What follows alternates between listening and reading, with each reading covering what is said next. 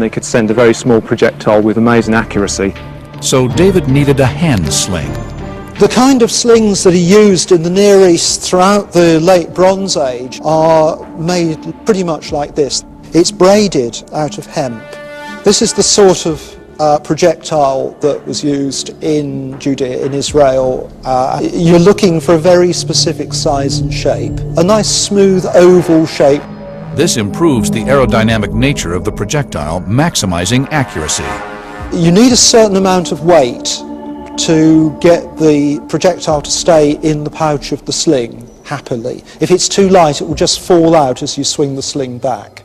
If it's too heavy, it won't go as fast when you shoot it. So between those parameters is the ideal sling stone. He chose 5 smooth stones from the stream, and with his sling in his hand, approached the Philistine. Now we have a sling and a stone like the one David himself would have held. We can test this weapon's capabilities.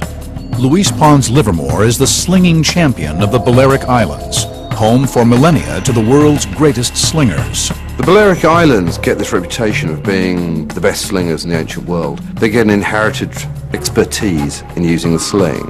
Luis has traveled to the Holy Land to test the destructive power of a replica Iron Age woolen sling and stone.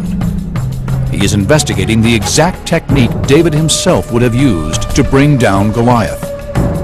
The sling is like an extension of the arm. It has 3 sections. One ring is here, and then there's the middle part where the stone goes.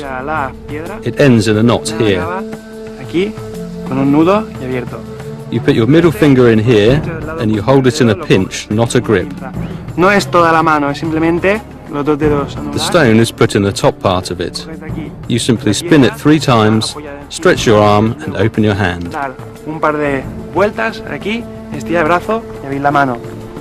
The snap heard from a sling is a sonic boom. So much power is released that the end of the sling actually breaks the sound barrier. Luis has erected a 9-foot Goliath target, whose forehead is represented by a load cell, a device that measures impact. It is only 4.6 square inches in area, equivalent to the region of Goliath's forehead that was not protected by armor. The device will tell Luis just how much force would have hit Goliath's skull. So for a missile the size and shape of a sling bullet, how much force needs to be exerted in order to kill? If we're talking about how much force that is necessary to kill somebody by an impact to the brain, anything over 3,000 newtons spread over an area of 30 millimeters squared is enough to kill a human being. A shockwave goes through the brain and causes the brain to strike the inside of the brain case, irreversibly damaging the brain tissue to such an extent that it couldn't work again. 3,000 newtons, or 3 kilonewtons, is equivalent to the force necessary to smash a concrete block in half. Luis readies his sling for the test. The target is tiny, equivalent to the only area of Goliath's forehead that was not protected by armor.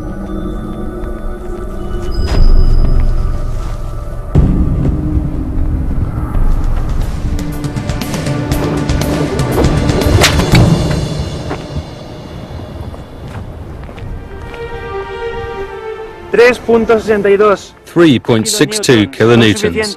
That's sufficient to eliminate Goliath with a sling and a stone. Goliath is now dead. He slung it and struck the Philistine on the forehead. The stone sank into his forehead and he fell face down on the ground.